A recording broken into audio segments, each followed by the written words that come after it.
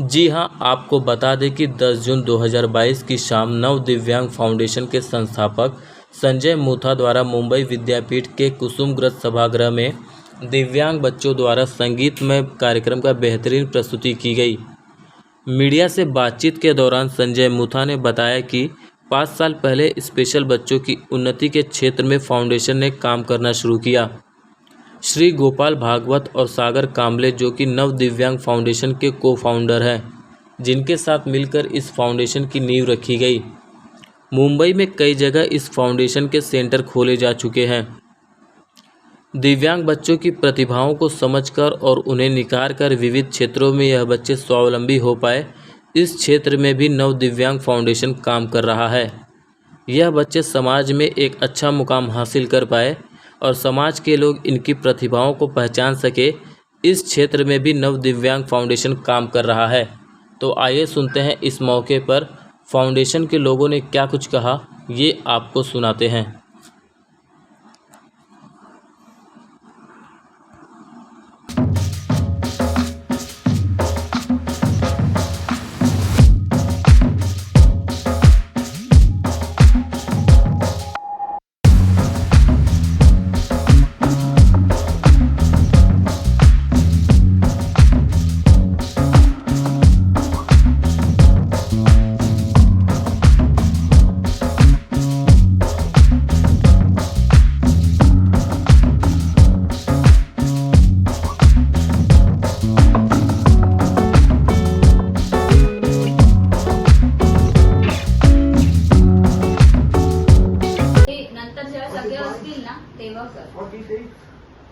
What is 48. This is going to be fun. This is so much fun. 48, 49, 50. Now it's coming. Okay. AC मुळे temperature वर खाली होतं. 50. That's it. Done. Now which button you will press? Where? Which button you will press?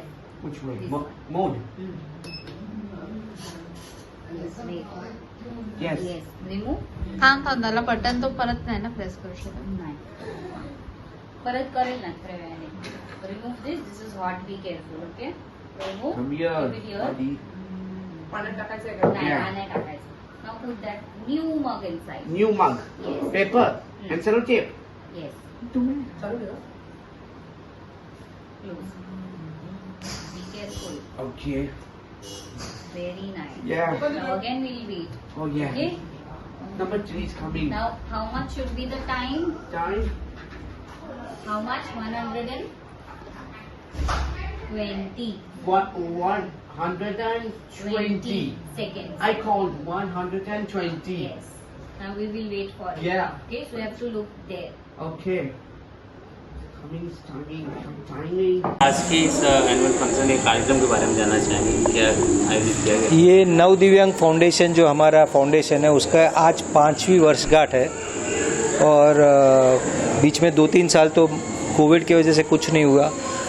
तो हमारा जो mission है कि इन बच्चों के अंदर का टैलेंट देखकर इस टैलेंट को लोगों के सामने लाना और इनको समाज में एक जगह देना, वो सोचकर ये आज ये कार्यक्रम हमने आयोजित किया है। और आपने देखा हमारे बच्चे कैसे परफॉर्म कर रहे हैं।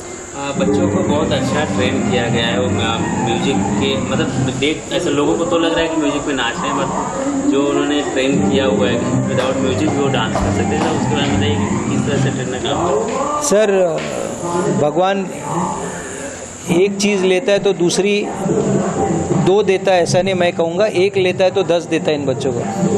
तो ये मेरे बच्चे ऐसे कुछ जो सुन नहीं पाते, जिन्होंने कभी म्यूज़िक सुना नहीं है, ये काउंटिंग पे डांस करते, तो इनको म्यूज़िक की ज़रूरत नहीं। आप ऐसे भी कर दिया तो ये काउंट पे डांस करेंगे। और हमारे साथ टीचर्स हैं ऐसे जो स्पेशल एजुकेटर्स हैं, और इनका कभी कभी 15 साल लग जाते, 12 साल लग जाते, 10 साल लग जाते इनको सिखाने में। कितने बच्चे हैं आपके? हमारे पास करीबन 150 से 250 बच्चे हैं सर। ये बच्चे मतलब क्या किस तरह से, मतलब कहाँ से आते हैं, कैसे यहाँ तक पहुँचते हैं? सर देखिए, ऐसा है ना, मैं इनके पर्सनल लाइफ में यहाँ ओपनली मैं नहीं बोलना चाहता हूँ, क्योंकि हर एक के पेरेंट्स का क्या प्रॉब्लम है, इनके घर की क्या समस्या है, वो क्योंकि कुछ पेरेंट्स चाहते ही नहीं है। और संस्था में केस हो। इसके अलावा और आपकी संस्था क्या कुछ कर रही है? तो इन बच्चों को हम सिखाते हैं। इन बच्चों को अभी हमने रेसिडेंशियल भी शुरू किया है। हम इनको संभालते, अपने यहाँ रखते भी है। इनका रेसिडेंशियल हॉस्टल जैसा बना है जहाँ हम इनको आम बच्चों की तरह रखेंगे। तो इनको डेली जैसे इनको साबुन पकड़ना भी नहीं आता है, साबुन पकड़ना, हाथ धोना अपना, ये सब चीज़ें हम इनको सिखाते ताकि रोज़मर्रा की ज़िंदगी में ये स्वावलंबी हो पाए बस इतना।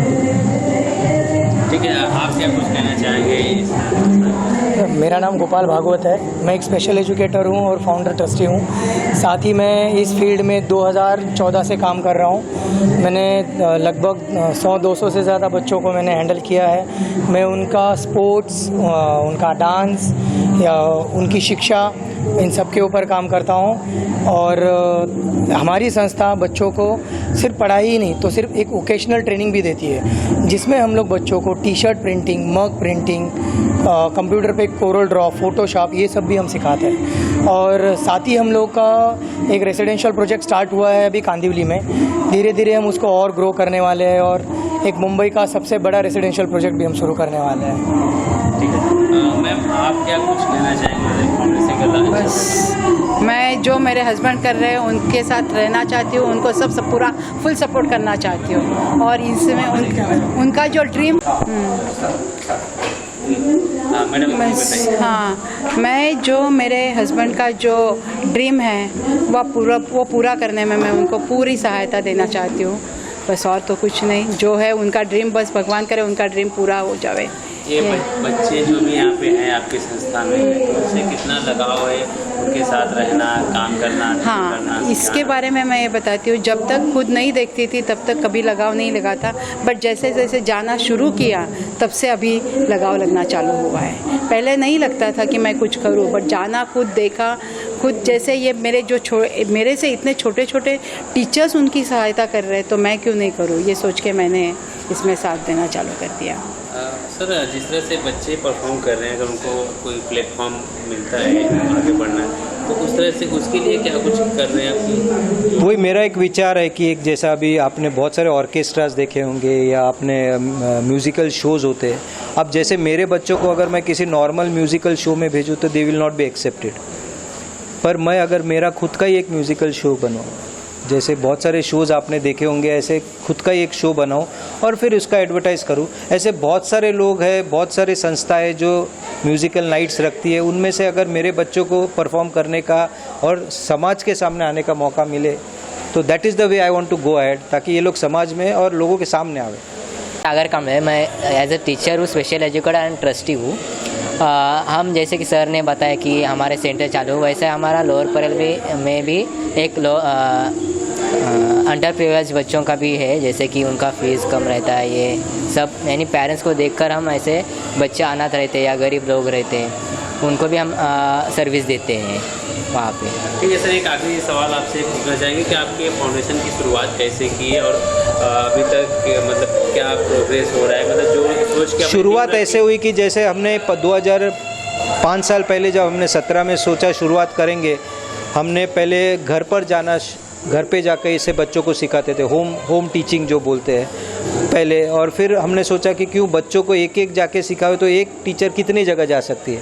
फिर हमने एक स्कूल शुरू किया और शुरू करते ही कोविड आ गया, सारा बंद हो गया। फिर हमने 2020 में स्कूल शुरू की।